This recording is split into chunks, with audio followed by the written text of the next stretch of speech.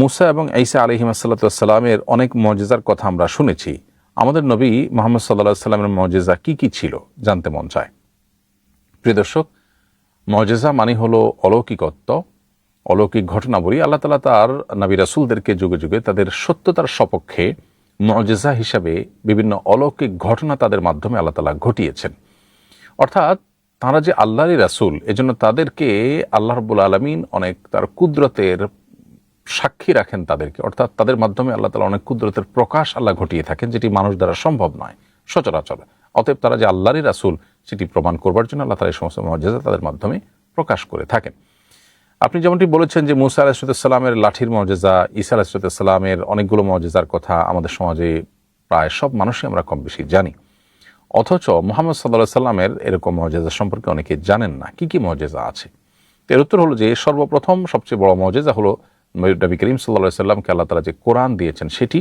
এই কোরআনের যে অলৌকিকত্ব, এটি কোরআনে বারবার উল্লেখ করা হয়েছে যে এরকম একটি গ্রন্থ, এরকম নির্ভুল একটি গ্রন্থ পৃথিবীতে কোনো মানুষ দ্বারা লেখা সম্ভব নয়। আল্লাহ তাআলা বারবার সেই চ্যালেঞ্জ কোরআনে দিয়েছেন। কোরআনের মতো একটি সূরা, কোরআনের মতো একটি ছোট ক্ষুদ্র আয়াতও লিখে বা এরকম সার্বিক মানে উন্নীত আরেকটি কিছু লিখে পেশ করার জন্য আল্লাহ তাআলা চ্যালেঞ্জ দিয়েছেন। অতএব কোরআন নবী সাল্লাল্লাহু আলাইহি সাল্লামের সবচেয়ে বড় মুজিজা বলা যেতে পারে। নবী রাসূলুল্লাহ সাল্লাল্লাহু আলাইহি ওয়াসাল্লামের আরেকটি মুজিজা কোরআন কারীমের 15 নম্বর পারার প্রথম আয়াতে আল্লাহ উল্লেখ করেছেন, সেটি হলো সুবহানাল্লাযী আসরা বিআবদিহি লাইলাম মিনাল মাসজিদিল হারামি ইলাল মাসজিদিল আকসাল্লাযী বারাকনা হাওলাহু লিনুরিয়াহু মিন আয়াতিনা। এই আয়াতে আল্লাহ তাআলা বলেছেন যে আল্লাহ রাব্বুল আলামিন একটি রাতের কিছু অংশেই মসজিদে হারাম থেকে মসজিদে আকসা, মক্কা থেকে সুদূর ফিলিস্তিনের মসজিদে আকসা পর্যন্ত আল্লাহ তাআলা নবী করিম সাল্লাল্লাহু আলাইহি সাল্লামকে রাত্রিকালীন ভ্রমণ করিয়েছেন। সে যুগে যে যোগাযোগ ব্যবস্থা ছিল, যে সমস্ত যানবাহন ছিল, সেগুলোতে কোনো অবস্থাতেই একটি রাতে মক্কা থেকে মসজিদুল আকসায় পৌঁছা সম্ভব ছিল না। সেখানে আল্লাহ তাআলা রাত্রিকালীন এই ভ্রমণ তাকে যে ঘটিয়েছেন এবং মুহূর্তের মধ্যে সফর আল্লাহ তাআলা করিয়েছেন এবং পরবর্তীতে ঊর্ধ্বাকাশে আল্লাহ তাআলা নিয়ে গেছেন, যেটা বিভিন্ন হাদিসের কিতাব দ্বারা প্রমাণিত, বিভিন্ন হাদিসি বর্ণনা দ্বারা প্রমাণিত। এই ইসরা নবী সাল্লাল্লাহু আলাইহি সাল্লামের জীবনের অন্যতম একটি বড় মুজিজা বা অলৌকিকত্ব। বিধায় এই অলৌকিকত্ব বা এই মুজিজা এটিও নবী করিম সাল্লাল্লাহু আলাইহি সাল্লামের জীবনের গুরুত্বপূর্ণ একটি ঘটনা, যেটি তার নবুয়তকে প্রমাণ করে এবং তার অলৌকিকত্বর একটা গুরুত্বপূর্ণ দিক। এরপর নবী করিম সাল্লাল্লাহু আলাইহি সাল্লামের আরেকটি মুজিজার কথা আমরা বলতে পারি, যেটি আব্দুল্লাহ ইবনে আমর রাদিয়াল্লাহু তাআলা বর্ণনা করেছেন, তিরমিজিতে বর্ণিত হচ্ছে। তা হলো চাঁদ দ্বিখণ্ডিত হয়ে যাওয়া। নবী সাল্লাল্লাহু আলাইহি সাল্লামের হাতের ইশারায় চাঁদ দ্বিখণ্ডিত হয়ে দুপাশে সরে গিয়ে পরে আবার সেটা জোড়া লেগেছে।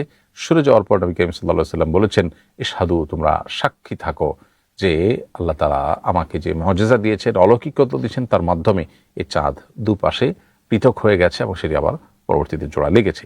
এটি ছিল তার আরেকটি মুজিজা। ঠিক একইভাবে তার হাতে অল্প খাবারে অনেক বেশি মানুষ খেতে পারতেন, যেটা অস্বাভাবিক ছিল। যেমন খন্দকের যুদ্ধের সময় একজন সাহাবী নবী সাল্লাল্লাহু আলাইহি সাল্লামকে দাওয়াত দিয়েছেন এবং সামান্য খাবার ছিল, যেটা অল্প কয়েকজনের হবে, অথচ নবী সাল্লাল্লাহু আলাইহি সাল্লাম পুরো বাহিনীকে দাওয়াত দিয়েছেন এবং সবাই খেয়েছে, এরপরেও সে খাবার থেকেছে। এটি নবী সাল্লাল্লাহু আলাইহি সাল্লামের অলৌকিকত্ব বা তার মুজিজা সমূহের মধ্যে থেকে আরেকটি। এরকম ঘটনা তার জীবনে আরও বহুবার ঘটেছে।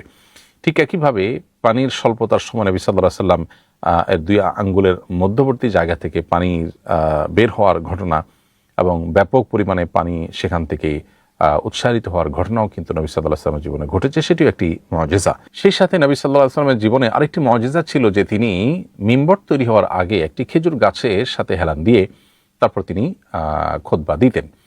তো খেজুর গাছের উপর ভর করে বা খেজুর গাছের সাহায্য নিয়ে তিনি যে খুতবা দিতেন, মিম্বর তৈরি হওয়ার পর সেটি যখন সরিয়ে ফেলা হলো, তখন সবাইকে অবাক করিয়ে দিয়ে সেই গাছ থেকে কিছুটা কান্নার আওয়াজ আসতে লাগলো এবং নবী সাল্লাল্লাহু আলাইহি সাল্লাম সেটিকে হাত ধরে স্পর্শ করে সান্ত্বনা দিয়ে তার কান্না থামিয়েছিলেন। বিষয়টি বিভিন্ন বিশুদ্ধ হাদিসের আলোকে প্রমাণিত হয়েছে।